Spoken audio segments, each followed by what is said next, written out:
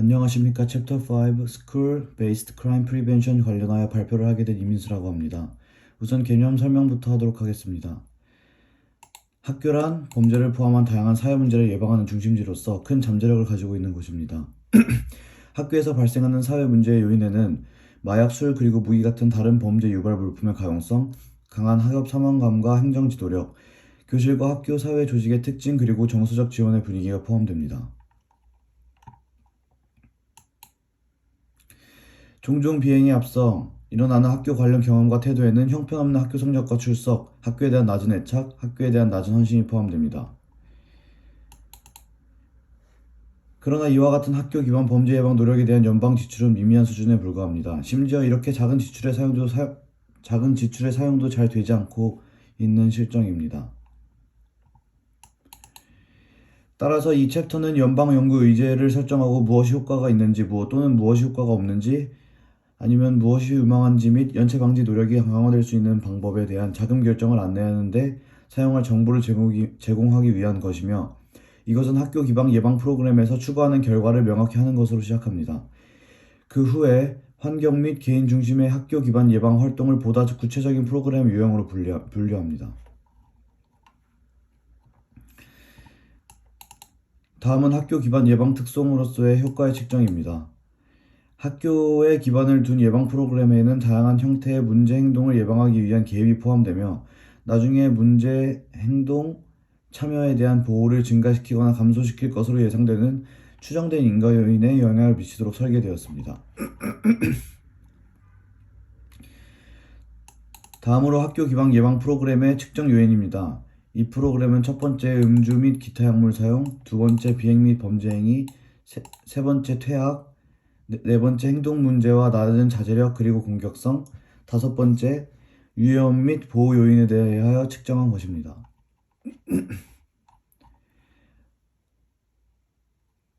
다음은 학교 기반 예방의 범주입니다. 우선 학교 건물 안에 위치하여야 하며 학교 직원에 의해서 또는 학교나 학교의 보호 아래서 시행되어야 하고, 마지막으로 모든 학년을 대상으로 시행되어야 합니다. 예방 활동의 장점입니다. 첫 번째로 우리가 어떻게 변하는지 설명할 수 있게 해주며, 두 번째로 위치 그리고 발달 수준을 통해 활동의 혼합이 어떻게 변화하는지 설명하게 해줍니다. 마지막으로 요소들의 특정 무리의 평가들을 고려하게 해주는 장점이 있습니다.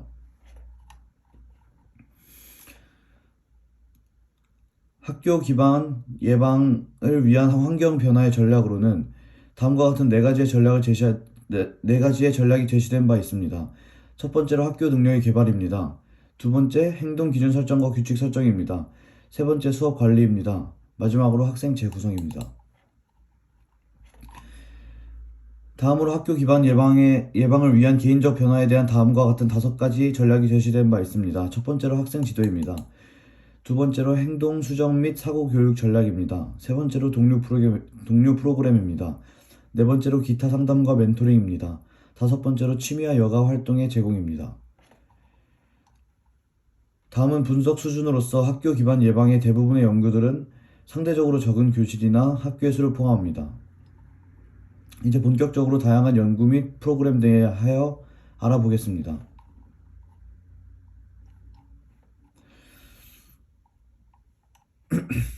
첫 번째로 학교 수용력 구축과 관련된 내용입니다. 이는 학교 스스로 관리하기 위한 전략으로서 이러한 연구들이 진행됐고요. 세 연구 모두 과학적 방법 점수가 3점 또는 4점으로 허용 가능한 방법론적 엄격함을 보였습니다. 비행과 물질 사용에 미치는 영향의 크기는 작은 것에서 중간 것까지 다양했고, 따라서 효과가 유망한 것으로 나타났습니다. 다음으로 행동 규칙과 표준의 설정으로서 이는 학교 정책, 교책 그리고 규제에 관한 표준과 표본 행동을 제시하는 전략입니다. 이 연구자는 6개의 학교를 대상으로 연구를 진행했으며, 규칙의 타당성과 공정함을 위해 의도적으로 규칙의 개발과 집행에 학생들을 포함하였습니다. 이 프로그램의 효과는 보시는 바와 같이 학칙 및 전산화된 행동 추적 시스템 개정을 통한 학칙의 명확성 및 규칙 집행의 일관성 증대입니다. 그 외에 보시는 바와 같이 이러한 프로그램은 어느 정도 유의미한 효과를 지녔지만 교칙들이 조작된 연구에서 프로그램을 계획하고 실행하고자 학교팀을 사용했고, 따라서 교칙과 훈육 전략으로 인한 영향을 학교 스스로 문제를 해결하고자 하는 학교의 개별팀을 격려하는 것의 일반적 효과와 분리하는 것은 불가능하다는 점에 주목하여 효과는 유망하다 정도로 볼 수 있겠습니다.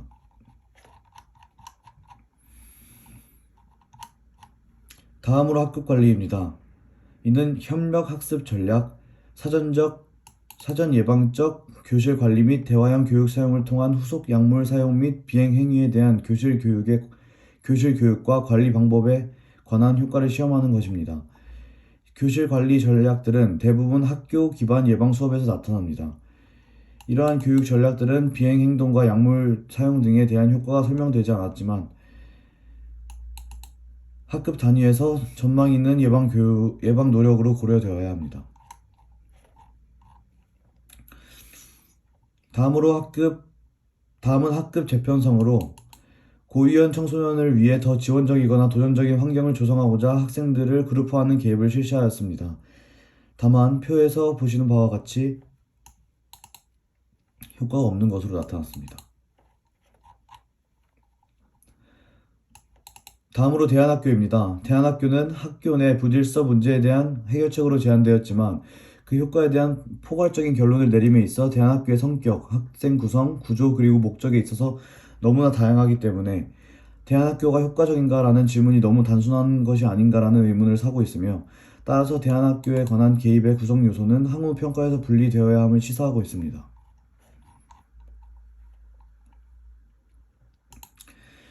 지금까지 변화하는 학교와 교실 환경에 대한 전략이었다면 이번에는 학교 기반 예방을 위한 개인적 변화의 전략들입니다.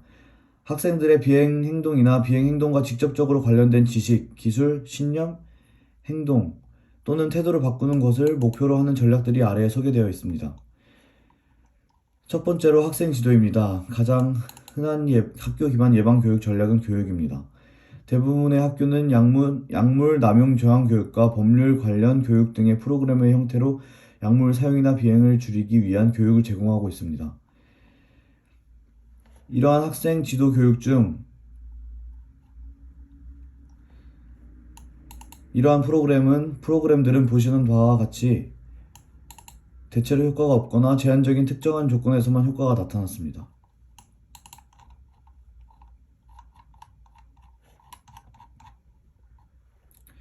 다음은 DARE, 즉 약물 남용 저항 교육으로서 1983년 로스앤젤리스 경찰국과 통합교육지역에 의해 개발되었으며 미국에서 가장 자주 사용되는 약물 남용 교육입니다.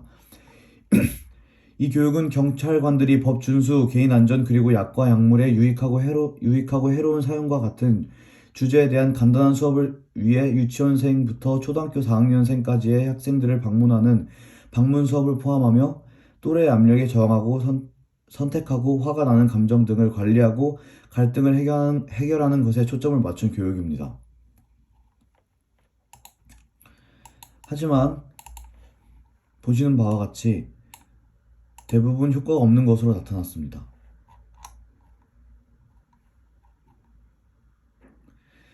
다음은 학생들에게 사회 역량을 촉진시킬 수 있는 다양한 영역을 지도하는 사회 역량 촉진 프로그램입니다. 이런 프로그램들이 있고 보시는 바와 같이 완벽하게는 아니지만 효과가 있음에 가까운 결과를 얻었음을 알 수 있습니다.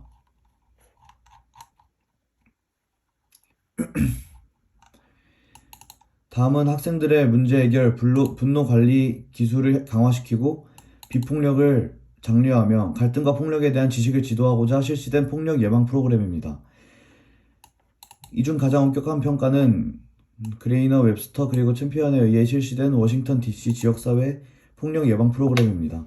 이 프로그램은 교정시설 환경에서 긍정적인 평가를 받은 프로그램을 본떠서 공격적인 행동에 초점을 맞춘 커리큘럼으로서 폭력적인 행동에 대한 프로그램 효과는 평가되지 않았고 폭력에 대한 사회적 문제 해결 능력과 태도에 대한 영향이 엇갈렸습니다. 그 외에 일부 측정에서는 유의미한 긍정적 효과가 나타났고 일부 측정에서는 부정적 효과가 나타났으며 일부 측정에서는 차이가 없었습니다. 다음은 법 관련 교육 커리큘럼으로서 이는 소년 범죄의 원인을 법 관련 지식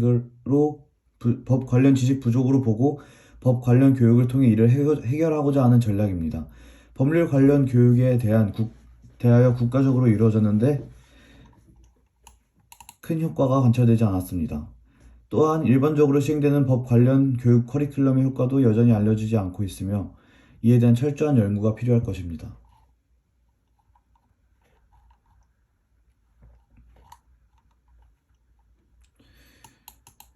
다음은 행동수정 및 사고교육으로서 이는 원하는 행동에 대해 보상하고 원하지 않는 행동을 처벌함으로써 행동을 변화시키는 교육입니다. 행동수정 개입은 원하는 행동을 보상하고 원하지 않는 행동을 처벌함으로써 행동의 변화에 직접적으로 초점을 맞추는데 이 중 SMS 레벨이 4인 이 분의 연구는 비록 행동적 개입이 파괴적 행동을 다소 더 많이 감소시켰지만 인지훈련과 행동 개입 모두 초등학생의 공격적인 행동을 감소시킨다는 것을 보여주었습니다.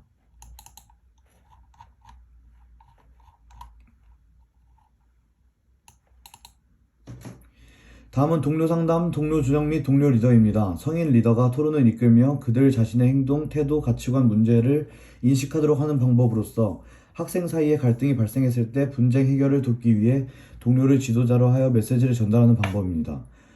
동료 또래 집단 상담은 학교에서 인기가 있고 위험에 처한 청소년들과 유죄 판결을 받은 비행 청소년들을 위한 예방 프로그램에 종종 사용됩니다.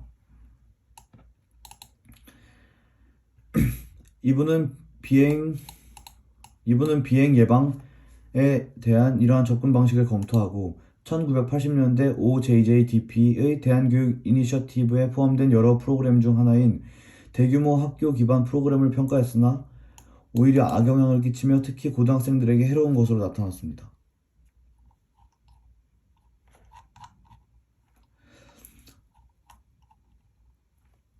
다음은 카운셀링과 멘토링입니다. 이 전략은 학생들의 집단 상담, 부모에 대한 상담을 통해 더 많은 사람들과 상호작용을 하게 하는 학교에서 발견되는 가장 일반적인 프로그램입니다. 여러 연구의 결과를 요약하자면 학교 기반의 멘토링 프로그램은 비출석을 줄이는 데 유망해 보이지만 비행이나 약물 사용을 줄이는 효과에 대한 자신 있는 결론을 정당화할 만큼 충분히 연구되지는 않았습니다.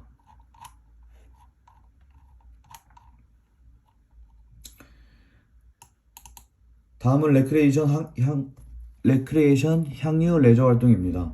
일부 프로그램들은 비행 예방 전략으로 이와 같은 레크리에이션 향후 레저 활동을 제공합니다. 결과적으로 이러한 활동으로 시간을 보내는 것은 비행을 줄이는 데 효과가 없거나 오히려 부정적인 효과를 낳는 것으로 나타났습니다.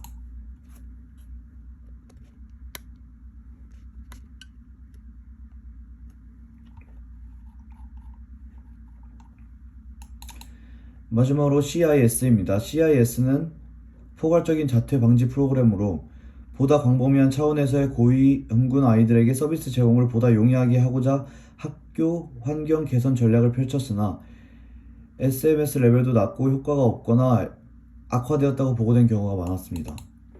또한 유망하다고 평가되는 결과가 존재하기는 했지만 이를 정당화하기는 부족하다고 보여집니다. 결론입니다.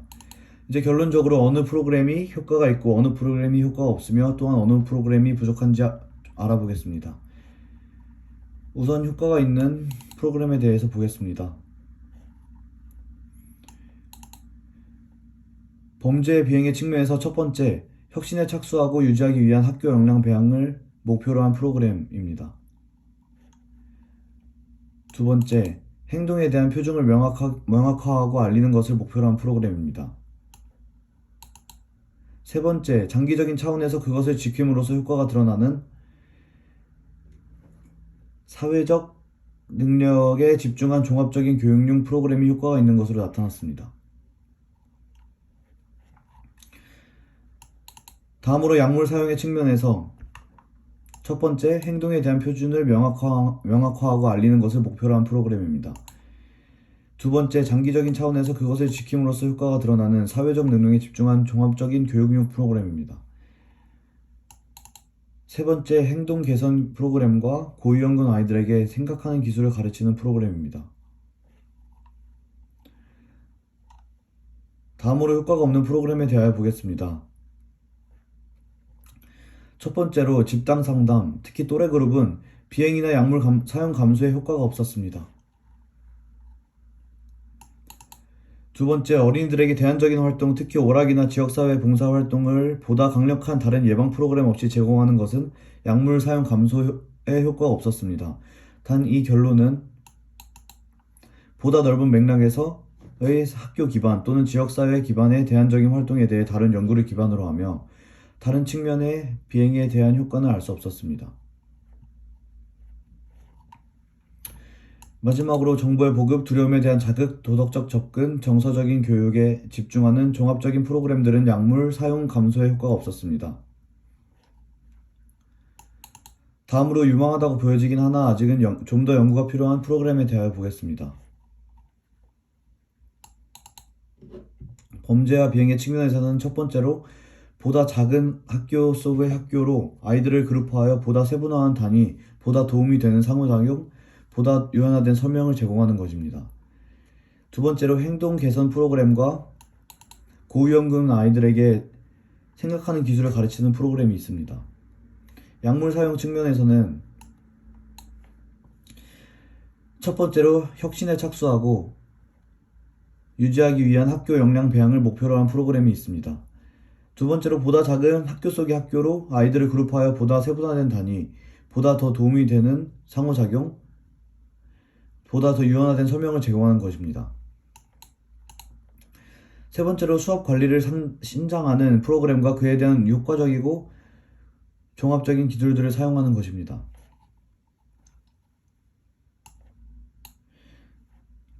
추가적으로 법무부 프로그램에 해당하는 DARE, LRE 그리고 CIS의 경우 전반적으로 법무부의 금전적 지원을 받은 학교 기반의 예방 프로그램의 효과에 대한 결론을 정당하기에는 부족하다고 판단됩니다.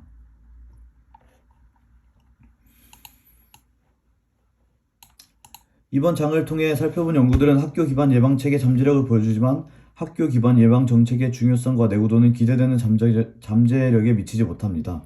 어떤 개별적 정책이 작동했는지보다 더 중요한 질문은 잠재적인 정책들이 그들의 효율성을 증대시키기 위하여 어떻게 강화되어야 하는가입니다.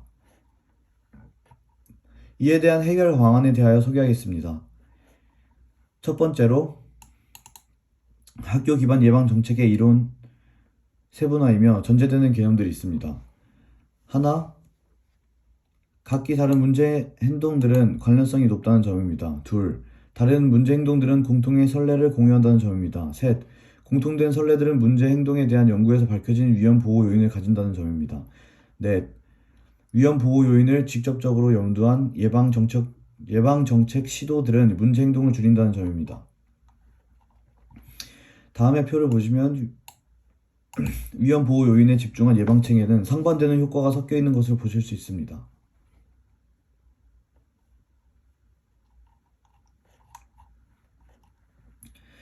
두 번째로 학교 기반 예방 정책의 실행력 증가입니다. 이와 관련된 정책들은 아래의 표와 같이 학교의 예방책을 방해하는 환경에 대한 정책들입니다.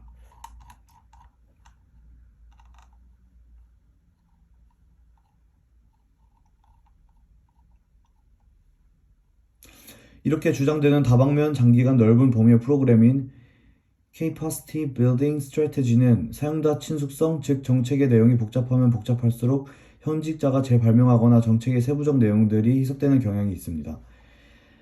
아래는 포괄적이고 이론에 기반한 잘 실행된 학교 기반 정책의 예시입니다.